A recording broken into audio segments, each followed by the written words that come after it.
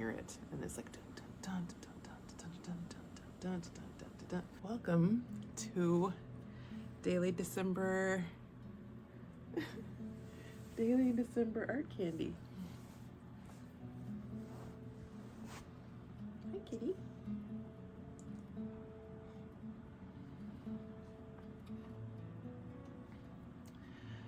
It's super early right now. I could not stop thinking about day 6 of Daily December Art Candy, and so that's a cattail. And so I thought I would just do it here next to the fireplace before dawn. So I brought up the calendar.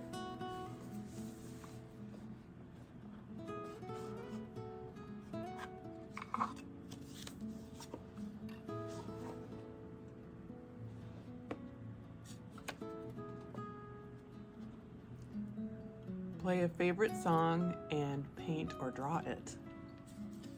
Here is the deal.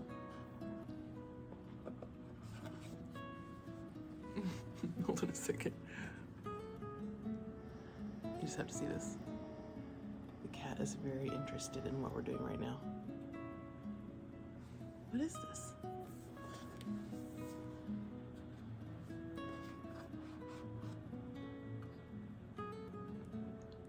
Paint the song?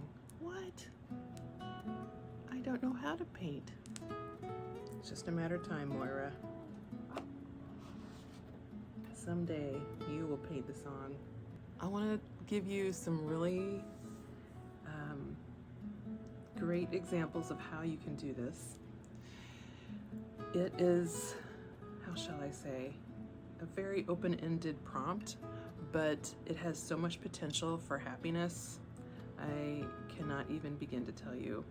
A few years ago, during pandemic times, I did a 100-day project, and it was called 100 Days of Painting a Song. And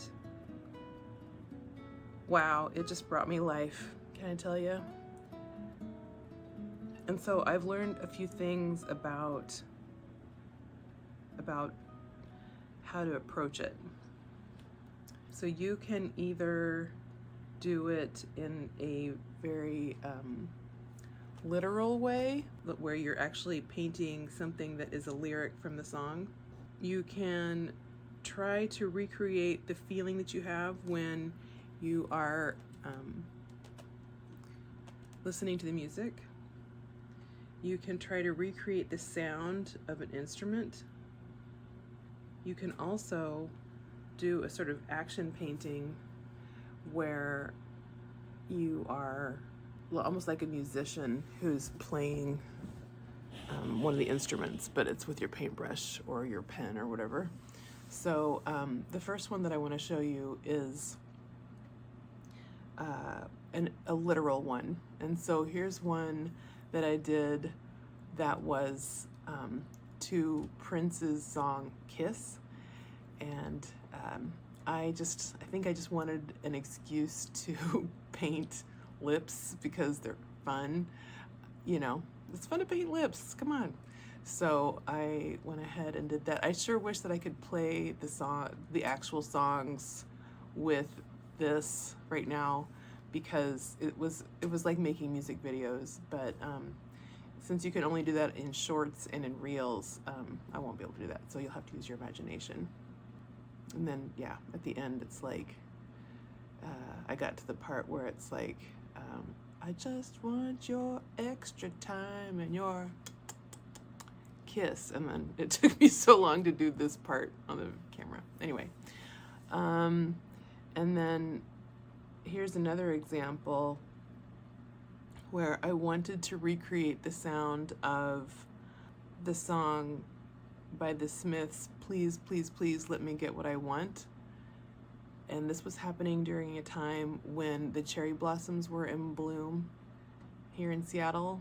And not only were they in bloom, but it was the part where it was starting to do cherry blossom snow. So I was able to do that one. I did 2 different days for the same song because I wanted to paint the cherry blossoms that I was so obsessed with, because again, this was during the pandemic, and we were just it seemed like everything that was happening in nature just took on so much more beauty and importance. And so the cherry blossoms were an obsession for many people, I think, at that time. So, and then at that time also, my friend had a free little art gallery and she lives near me, so I made this tiny painting and I took it to her free little art gallery, and that was really fun to just imagine, okay, bye-bye little painting. So that was a special moment. But the point is recreating the sound in your, you know, as you're listening to the song, like what does this make me think of? And in this case, there's this part like near the end of the song where it's like da da da da da da da, and so I was thinking about like the cherry blossoms floating down. Anyway, I really have to show you this one, even though the actual painting that I did not happen as fast as it shows in this video.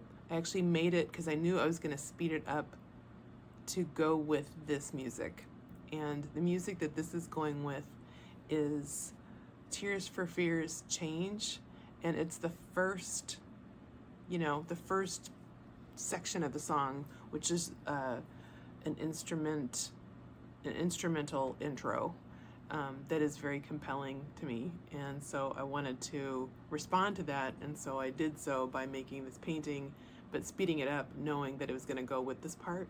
But the thing that was so cool about it, and it has never happened before or since, is that I did the painting, sped it up, used just a guess about how long I thought that it would be, and it matched perfectly with the intro where it's like,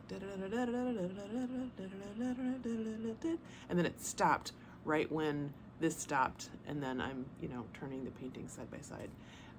It was amazing. That was a magical moment. You could also go backwards, like kind of like the lips with Kiss. I felt like painting a moon, and so I put on one of my favorite songs about the moon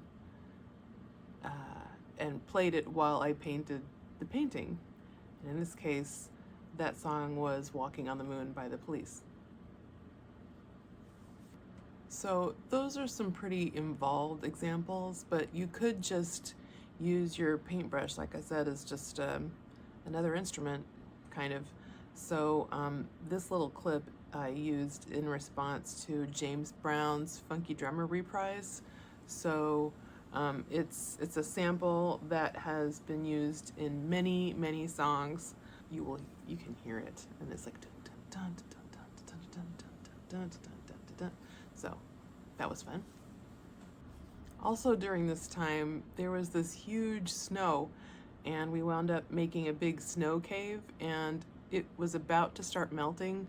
So with my family's permission, I took some chalk spray, and then I spray painted the outside of the snow cave with the idea that I would do a Violent Femmes song.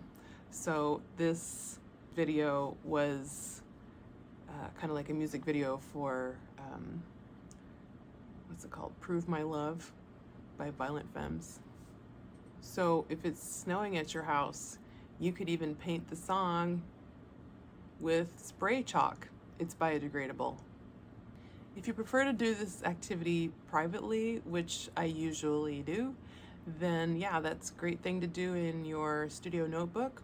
Or if you wish to post something like this on social media or on YouTube, then you can always do reels or shorts, and then you can actually use the song and make your own little mini music video with your art. And it is fun. It's fun. I recommend it.